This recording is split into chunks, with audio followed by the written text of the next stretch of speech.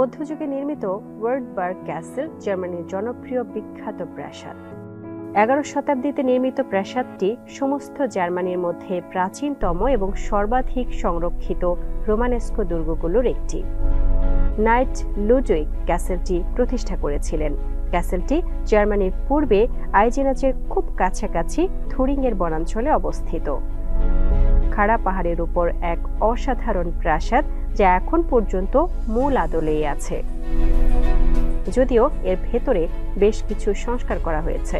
দুর্গের কক্ষগুলো লুকাস গ্রানাচের বিখ্যাত চিত্রকর্ম, অমূল্য টেপস্ট্রি এবং আসবাবপত্র, টিলম্যান রিমেন স্লাইডারের ভাস্কর্য এবং রেনেসাঁ শিল্প ও কারুশিল্প দ্বারা ঘিরে আছে।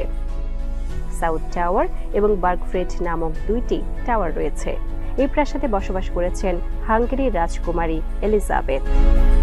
মার্টিন লুথার বাইবেলের নববিধান জার্মান ভাষায় অনুবাদ করেছিলেন। 15 শতকে এই প্রাসাদে তিনি তার শেষ ইচ্ছাপত্র পাঠ করেন।